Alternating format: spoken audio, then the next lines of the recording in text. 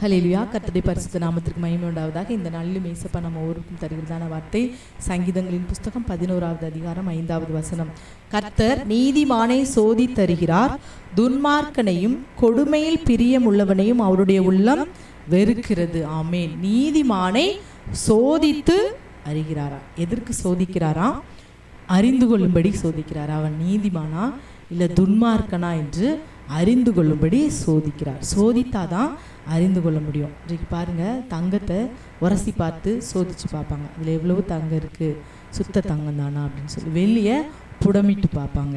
இப்படி ஒவ்வொரு காரியத்தையும் அது ஒரிஜினல் தானா, அது சாயம் நிற்குமா வெளுக்குமான்னு சொல்லி சோதித்து தான் பார்ப்பாங்க. சோதித்து பார்த்தா தான் அது எப்படின்னு தெரியும். அதே போல் இன்றைக்கும் கர்த்தர் சொல்லார் பாருங்க, சோதித்து அறிவேன். எதற்கு சோதனைகள், எதற்கு வாழ்க்கையில் சோதனை, வேதனை, நெருக்கம்? நாம் எப்படிப்பட்டவங்க என்பதை அறிந்து கொள்வதற்கு. சில காலம் சோதனையிலே கர்த்தர் அவருக்கு அனுமதி இல்லாமல் எந்த சோதனையும் நமக்கு வருவதில்லை. யோபுவுக்கு சோதனை வந்தது, கர்த்தர் அனுமதித்தார். சாத்தான் போய் கர்த்தர்கிட்ட போயிட்டு பெர்மிஷன் வாங்கிட்டு தான் வந்து என்ன செஞ்சான், யோபுட்டவே வந்தான்.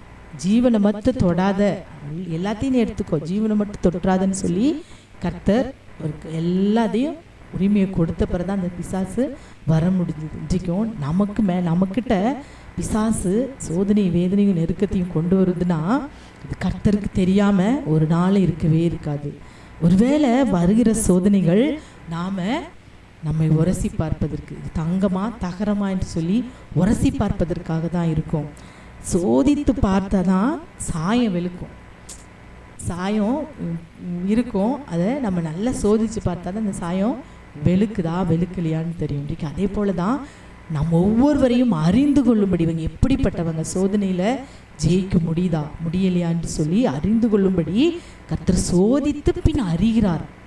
சோதித்த பின் நான் சுத்த பொன்னாக விளங்குவேன் என்று சொல்லி கூட வேதத்தில் நம்ம பார்க்கிறோம். இன்றைக்கு அருமையான தேவனுடைய பிள்ளைகளே, இன்றைக்கு அப்படியே விட்டுற மாட்டார். சோதனையில் நம்ம சோதனையில் வெளியே வர முடியாமல் ஒருவேளை மூழ்கிற சூழ்நிலை வரும்போது அவர் பார்த்து வேடிக்கை பார்க்கிற தேவன் அல்லவே அல்ல.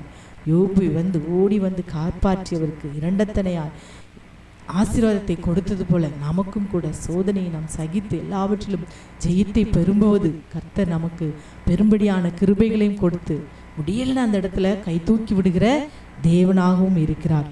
ஏசாயாவில் பார்ப்பென்றால் ஏசாயா 1வது அதிகாரம் 25வது வசனத்தில் பாருங்க, நான் என் கையை உன்னிடமாய் திருப்பியும் களிம்பு நீங்க உன்னை சுத்தமாய் புடமிட்டு உன் ஈயத்தை எல்லாம் நீக்குவேன். களிம்பு நீங்கும்படி தான் இன்றைக்கு சோதனை. களிம்பு நீங்கிறதுக்காக தான் புடமிடுறாங்க. வெள்ளியில் உள்ள அந்த களிம்பு, அந்த வேஸ்ட்டு, இதெல்லாம் என்ன செய்யணும், நீங்கும்படி அதை புடமிடுறாங்க. இன்றைக்கும் தங்கத்தையும் அப்படி தான், தங்கத்தில் உள்ள இந்த சேதாரம்னு சொல்லுவாங்க, அதுவும் கூட அப்படி தான். இன்றைக்கு ஒருவேளை நம் வாழ்க்கையிலும் கூட நம் களிம்புகளெல்லாம் நீங்கி நாம் சுத்தமாய் மாறும்படி நம்மை வெளியே போல புடமிடுகிறாராம். 48:10 ஏசாயாவில், இதோ உன்னை புடமிட்டேன், ஆனாலும் வெள்ளியை போலல்ல, உபத்திரவத்தின் குகையிலே உன்னை தெரிந்து கொண்டேன். புடமிடுகிறார், சோதிக்கிறார். உபத்திரவத்தின் குகையிலே சோதனையும் அந்த மாதிரியான காரியங்களை வரும். ஆனாலும் அந்த குகையில் என்ன செய்வாராம், தெரிந்து கொண்டு கை தூக்கி மீட்டெடுக்கிற தேவனாய் கூட இருக்கிறார். ஆமேன். சோதித்து அறிகிறார், துன்மார்க்கனையும் கொடுமையில் உள்ள பிரியமுள்ளவனையும் அவருடைய உள்ளம் வெறுக்கிறது. நீதிமானை சோதித்து அவன் நீதிமானா நல்லவனா ஒருவேளை துன்மார்க்கத்தில் விழுந்துருவானான்னு சொல்லி சோதித்து அறிகிறாரா. அதே சோதித்து அறிந்த பின் அவன் துன்மார்க்கனா இருந்தா அந்த துன்மார்க்கன் மேல் அவருடைய உள்ளம் வெறுக்கும். அப்படிப்பட்ட துன்மார்க்கர்களை கர்த்தருடைய உள்ளம் என்ன செய்யும், வெறுக்கும். சோதித்த பின் துன்மார்க்கனையும் கொடுமையில் துன்மார்க்கனா கொடுமையில் பிரியமுள்ளவனா நீதிமானா என்று சொல்லி சோதித்து அறிவார். அப்படி நாம் துன்மார்க்கர்களாய் கொடுமையே செய்து அந்த கொடுமை மற்றவர்களுக்கு கொடுமை செய்து அதிலே பிரியமுள்ளவர்களாய் நாம் இருப்போம் என்றால் அவர் உள்ளம் நம்மை முற்றிலுமாய் வெறுத்து விடும். அதே தான் இந்த வசனத்தில், கொடுமையில் பிரியமுள்ளவனையும் துன்மார்க்கனையும் அவருடைய உள்ளம் வெறுக்கிறது, ஆனால் நீதிமானையோ சோதித்து அறிந்து உபத்திரவத்தின் குகையிலே தெரிந்து கொண்டு வெள்ளியை ஈயம் நீக்கி சுத்தமாக்குவது போல புடமிட்டு சுத்தமாக்கி கர்த்தர் என்ன செய்கிறார்?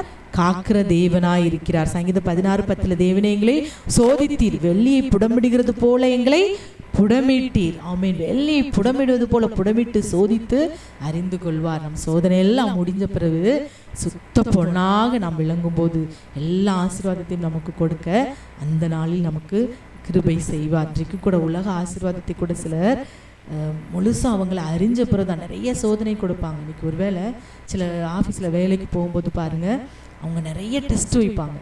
இதெல்லாம் வச்சுட்டு அவங்க உண்மையாக இருக்காங்களா, கரெக்டாக இருக்காங்களான்னு தெரிஞ்சதுக்கப்புறம் தான் அவங்ககிட்ட என்ன செய்வாங்க? பொக்கிஷத்தையே கொடுப்பாங்க, எல்லாவற்றையும் ஆளுகையை கொடுப்பாங்க. அது வரைக்கும் அவங்கள சோதித்து பார்ப்பாங்க. அதே போல் கர்த்தரும் இன்றைக்கு நாம் சோதித்து சுத்த பொன்னாய் விளங்கும் போது அவருடைய எல்லா ராஜ்யத்திற்குரிய அவ்வளவு ஆசீர்வாதத்தையும் எல்லா ஆசீர்வாதத்தையும் கொடுத்து நம்மை ஆசீர்வதித்து வழி நடத்துவார். ஆமேன். ஹல்லேலூயா. இப்போது கூட நாம் ஜெபிக்கலாமா?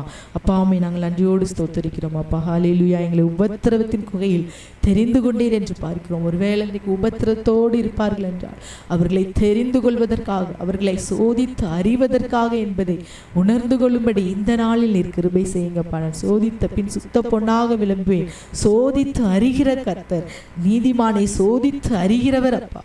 இயேசுவே, அதை நாங்கள் உணர்ந்தவர்களாய் சோதனையில் பொறுமையோடு சகிக்க, சோதனையை பொறுமையோடு சகித்து எல்லாவற்றிலும் ஜெயம் எடுக்க இந்த நாளில் நீர் கிருபை செய்யுங்கப்பா. உபத்திரவத்தின் குகையில் இருக்கிற ஒவ்வொரு பிள்ளைகளையும் நீர் தெரிந்து கொண்டு ஈயத்தை எல்லாம் நீக்கி சுத்த பொன்னாய் நீர் விளங்க பண்ண போகிற கிருபைக்காக உண்மை நாங்கள் நன்றியோடு ஸ்தோத்திரிக்கிறோம். சோதனையின் வேதனையின் காலத்தில் கூட இருந்து கரம் பிடித்தெடுத்து நடத்துங்க. யோபுவை போல எல்லாவற்றையும் இழந்த ஆசீர்வாதங்களை எல்லாம் இரட்டிப்பான மடங்கு பெற்று ஆசீர்வதிக்கப்பட இந்த நாளில் நீர் கிருபை செய்யுங்க. பெரிய காரியங்களை செய்யுங்க. சகல துதிகன மகிமையெல்லாம் ஒருவருக்கே செலுத்துகிறோம். இயேசுவின் நாமத்தில் ஜெபிக்கிறோம் நல்ல பிதாவே.